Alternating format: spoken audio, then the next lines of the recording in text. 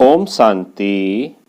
आज 25 फरवरी 2021 की मुरली में बाबा ने कहा, मीठे बच्चे, तुम्हें याद में रहने का पुरुषार्थ जरूर करना है, क्योंकि याद के बल से ही तुम विक्रमाजीत बनेंगे। आज की मुरली का प्रश्न है, कौन सा ख्याल आया तो पुरुषार्थ में गिर पड़ेंगे। खुदाई खिदमतगार बच्चे कौन सी सेवा करते रहेंगे। उत्तर, कई बच्चे समझते हैं अभी टाइम पड़ा है, पीछे पुरुषार्थ कर लेंगे, परंतु मौत का नियम थोड़े ही है, कल करते मर जाएंगे, इसलिए ऐसे मत समझो बहुत वर्ष पड़े हैं, पिछाड़ी में गैलब कर लेंगे। यह ख्याल और ही गिरा देगा। जितना हो सके याद में रहने का पुरुषार्थ कर श्रीमत पर अपना कल्याण करते रहो। रूहानी खुदाई खिदमतगार बच्चे रूहों को सेल्वेज करने, पतितों को पावन बनाने की सेवा करते रहेंगे। आज की मुरली का गीत है ओम नमो शिवाय। अब सुनते हैं मुरली विस्तार से। ओम शांति। यह तो बच्चों को समझाया गया है, निराकार बाप साकार बिगर कोई भी कर्म नहीं कर सकते हैं, पाठ बजा नहीं सकते। रूहानी बाप आकर ब्रह्मा द्वारा रूहानी बच्चों को समझाते हैं। योग बल से ही बच्चों को सतो प्रधान बनना है, फिर सतो प्रधान विश्व का मालिक बनना है। यह बच्चों की बुद्धि में है। कल्प कल्प बाप आकर के राजयोग सिखलाते हैं। ब्रह्मा द्वारा आकर आदि सनातन देवी देवता धर्म की स्थापना करते हैं, यानी मनुष्य को देवता बनाते हैं। मनुष्य जो देवी देवता थे सो अब बदलकर शूद्र पतित बन पड़े हैं। भारत जब पारसपुरी था तो पवित्रता सुख शांति सब थी। यह 5000 वर्ष की बात है। एक्यूरेट हिसाब किताब बाप बैठ समझाते हैं। उनसे ऊंच तो कोई है नहीं। सृष्टि व झाड़ जिसको कल्प वृक्ष कहते हैं, उसके आदि मध्य अंत का राज बाप ही बता सकते हैं। भारत का जो देवी देवता धर्म था वह अब प्राय लोप हो गया है। देवी देवता धर्म तो अभी रहा नहीं है। देवताओं के चित्र जरूर है, यह तो भारतवासी जानते हैं। सतयुग में लक्ष्मी नारायण का राज्य था। बल शास्त्रों में यह भूल कर दी है जो कृष्ण को द्वापर में ले गए हैं। बाप ही आकर भूले हुए को पूरा रास्ता बताते हैं। रास्ता बतलाने वाला आता है तो सब आत्माएं मुक्ति धाम में चली जाती है। इसलिए उनको कहा जाता है सर्व का सद्गति दाता। रचता एक ही होता है, एक ही सृष्टि है। वर्ल्ड की हिस्ट्री ज्योग्राफी एक ही है, वह रिपीट होती रहती है। सतयुग त्रेता द्वापर कलयुग, फिर होता है संगम युग। कलयुग में है पतित, सतयुग में है पावन।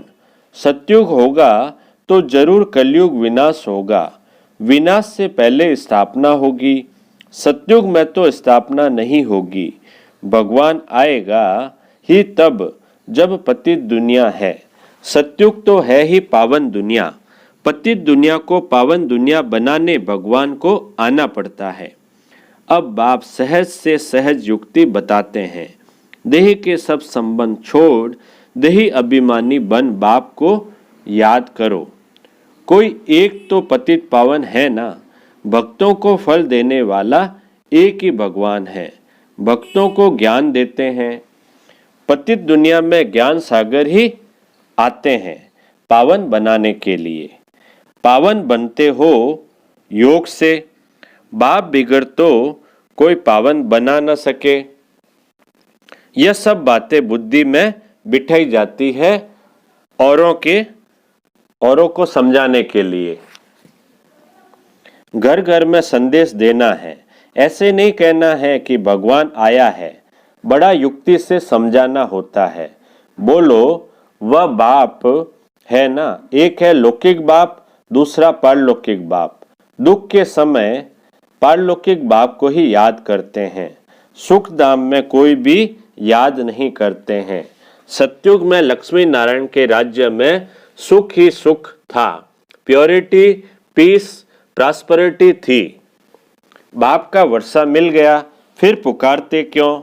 आत्मा जानती है हमको सुख है, यह तो कोई भी कहेंगे वहां सुख ही सुख है। बाप ने दुख के लिए तो सृष्टि नहीं रची है, यह बना बनाया खेल है।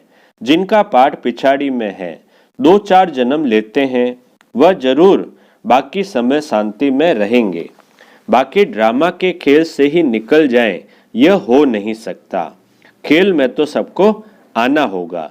1-2 जन्म मिलते हैं तो बाकी समय जैसे कि मोक्ष में है। आत्मा पाठधारी है ना, कोई आत्मा को ऊंच पाठ मिला हुआ है, कोई को कम। यह भी अभी तुम जानते हो।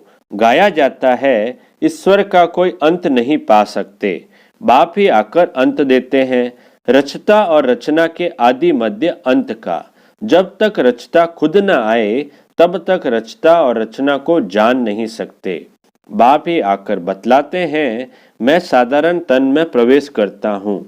मैं जिनमें प्रवेश करता हूँ वह अपने जन्मों को नहीं जानते। उनको बैठ 84 जन्मों की कहानी सुनाता हूँ। कोई के पाठ में चेंज नहीं हो सकती।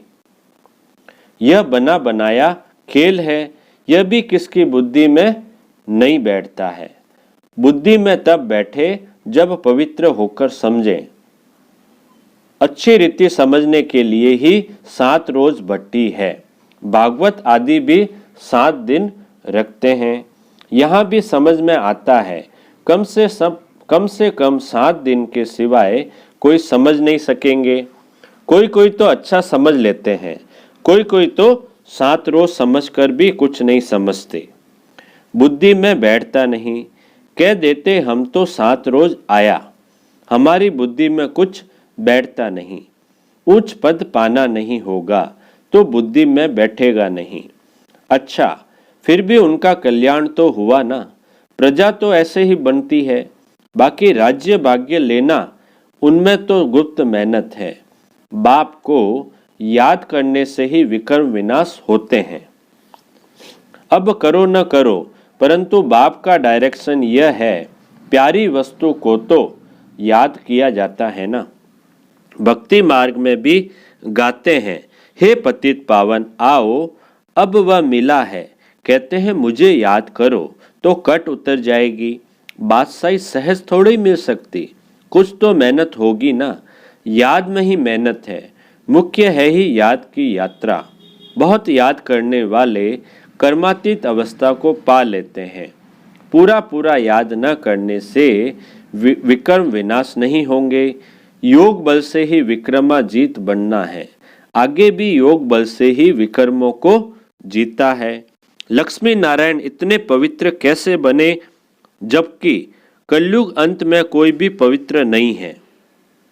इसमें तो साफ है, यह गीता के ज्ञान का एपिसोड रिपीट हो रहा है। शिव भगवानुवाच, भूलें तो होती रहती है, बाप ही आकर अभूल बनाते हैं। भारत के जो भी शास्त्र है वो सब है भक्ति मार्ग के। बाप कहते हैं, मैंने जो कहा था वह किसको भी पता नहीं है। जिन्हों को कहा था उन्होंने पद पाया, 21 जन्मों की प्रारब्ध पाई, फिर ज्ञान प्राय लोप हो जाता है। तुम ही चक्र लगाकर आए हो। कल्प पहले जिन्होंने सुना है वही आएंगे। अभी तुम जानते हो हम सैपलिंग लगा रहे हैं मनुष्य को देवता बनाने का। यह है देवी झाड़ का सैपलिंग। वो लोग फिर उन झाड़ों का सैपलिंग बहुत लगाते रहते हैं। बाप आकर कॉन्ट्रास्ट बताते हैं। बाप देवी फूलों का सैपलिंग लगाते हैं, वे तो जंगल का सैपलिंग लगाते रहते हैं। तुम दिखाते भी हो, कौरव क्या करत भय, पांडव क्या करत भय। उनके क्या प्लान है और तुम्हारे क्या प्लान्स है? वो अपना प्लान बनाते हैं कि दुनिया बढ़े नहीं, फैमिली प्लानिंग करे जो मनुष्य जास्ती न बढ़े, उसके लिए मेहनत करते रहते हैं।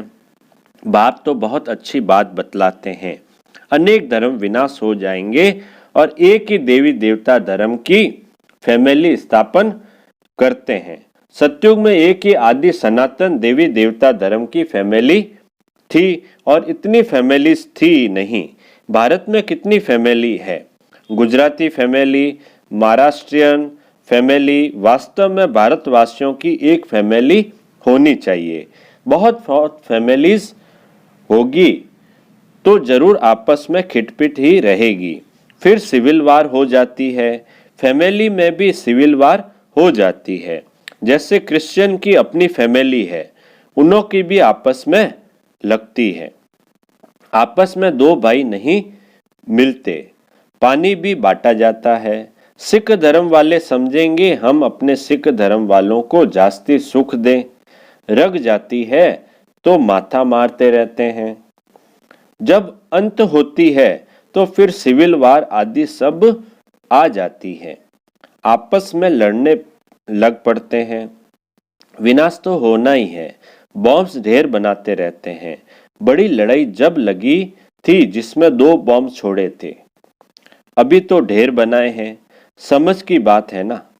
तुमको समझाना है यह लड़ाई वही महाभारत की है। बड़े बड़े लोग जो भी है कहते हैं अगर इस लड़ाई को बंद नहीं किया तो सारी दुनिया को आग लग जाएगी। आग तो लगनी ही है, यह तुम जानते हो। बाप आदि सनातन देवी देवता धर्म की स्थापना कर रहे हैं। राजयोग है ही सतयुग का, वह देवी देवता धर्म अब प्राय लोप है। चित्र भी बने हैं। बाप कहते हैं कल्प पहले मुहाफिक जो विघ्न पढ़ने होंगे वह पढ़ेंगे। पहले थोड़ी पता पड़ता है, फिर समझा जाता है कल्प पहले ऐसे हुआ होगा। यह बना बनाया ड्रामा है। ड्रामा में हम बांधे हुए हैं। याद की यात्रा को भूल नहीं जाना चाहिए। इनको परीक्षा कहा जाता है। याद की यात्रा में ठहर नहीं सकते हैं, थक जाते हैं। गीत है ना, रात के राही थक मत जाना। इसका अर्थ कोई समझ न सके। यह है याद की यात्रा, जिससे रात पूरी हो दिन आ जाएगा। आधा कल्प पूरा हो फिर सुख शुरू होगा। बाप ने ही मन मना भाव का अर्थ भी समझाया है। सिर्फ गीता में कृष्ण का नाम डालने से वह ताकत नहीं रही है। अब कल्याण तो सबका होना है। गोया हम सब मनुष्य मात्र का कल्याण कर रहे हैं। भारत खास और दुनिया आम, सबका श्रीमत पर हम कल्याण कर रहे हैं। कल्याणकारी जो बनेंगे तो वर्षा भी उनको मिलेगा। याद की यात्रा के सिवाय कल्याण हो न सके। अभी तुमको समझाया जाता है, वह तो बेहद का बाप है। बाप से वर्षा मिला था। भारतवासियों ने ही 84 जन्म लिए हैं। पुनर्जन्म का भी हिसाब है। कोई समझते नहीं कि 84 जन्म कौन लेते हैं। कोई समझते नहीं कि 84 जन्म कौन लेते हैं। अपने ही श्लोक आदि बनाकर सुनाते रहते हैं। गीता वही, टीकाएं अनेक लिख देते हैं। गीता से तो भागवत बड़ा कर दिया है। गीता में है ज्ञान, भागवत में है जीवन कहानी। वास्तव में बड़ी गीता होनी चाहिए। ज्ञान का सागर बाप है, उनका ज्ञान तो चलता ही रहता है। वह गीता तो आधा घंटे में पढ़ लेते हैं। अभी तुम यह ज्ञान तो सुनते ही आते हो।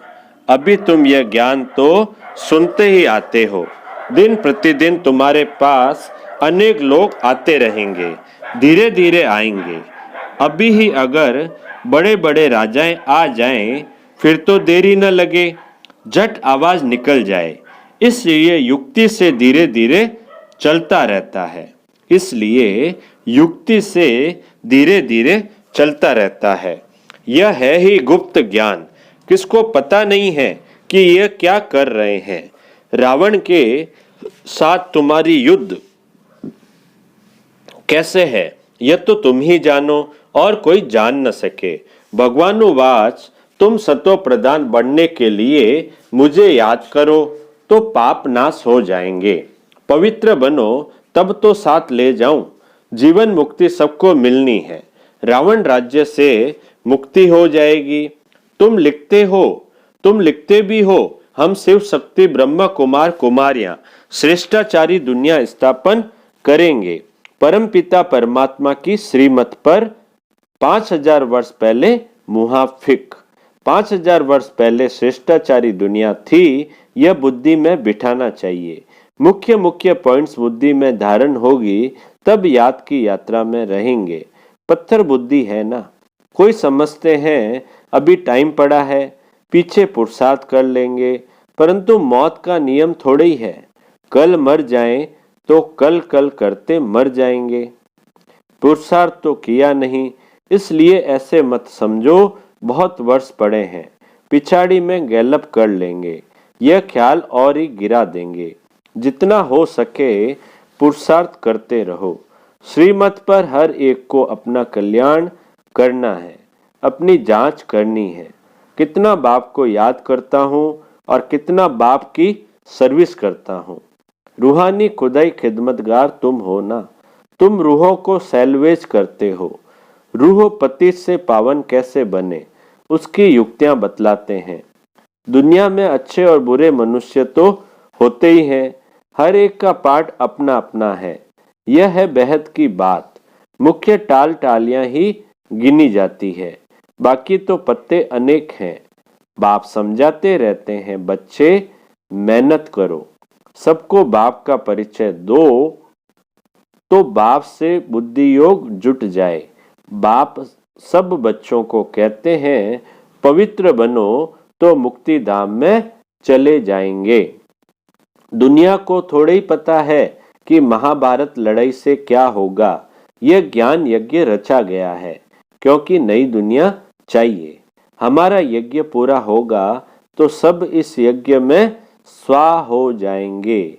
अच्छा बाप दादा बोले, मीठे मीठे सिकिलदे बच्चों प्रति माता पिता बाप दादा का याद प्यार और गुड मॉर्निंग। रूहानी बाप की रूहानी बच्चों को नमस्ते। हम रूहानी बच्चों की रूहानी बाप दादा को याद प्यार, गुड मॉर्निंग और नमस्ते नमस्ते नमस्ते सदा रहेंगे। हंसते हंसते बन जाएंगे फरिश्ते। वाह बाबा वाह, वह मेरा भाग्य। अब पूरी मुरली में से धारणा के लिए जो मुख्य सार है, पहला पॉइंट, यह बना बनाया ड्रामा है, इसलिए विघ्नों से घबराना नहीं है। विघ्नों में याद की यात्रा को भूल नहीं जाना है। ध्यान रहे याद की यात्रा कभी ठहर न जाए। दूसरा पॉइंट है, पारलौकिक बाप का परिचय सबको देते हुए पावन बनने की युक्ति बतलानी है। देवी जाड़ का सैपलिंग लगाना है। अब मीठे बाबा का मीठा मधुर वरदान, सर्व जिम्मेवारियों के बोझ बाप को देकर सदा अपनी उन्नति करने वाले सहज योगी भव। सर्व जिम्मेवारियों के बोझ बाप को देकर सदा अपनी उन्नति करने वाले सहज योगी भव। विस्तार, जो बच्चे बाप के कार्य को संपन्न करने की जिम्मेवारी का संकल्प लेते हैं, उन्हें बाप भी इतना ही सहयोग देते हैं। सिर्फ जो भी व्यर्थ का बोझ है वह बाप के ऊपर छोड़ दो। बाप का बनकर बाप के ऊपर जिम्मेवारियों का बोझ छोड़ने से सफलता भी ज्यादा और उन्नति भी सहज होगी। क्यों और क्या के क्वेश्चन से मुक्त रहो। विशेष फुल स्टॉप की स्थिति रहे तो सहज योगी बन अतीन्द्रिय सुख का अनुभव करते रहेंगे। स्लोगन, दिल और दिमाग में ऑनेस्टी हो तो बाप व परिवार के विश्वास पात्र बन जाएंगे। दिल और दिमाग में ऑनेस्टी हो तो बाप व परिवार के विश्वास पात्र बन जाएंगे। अच्छा, ओम शांति।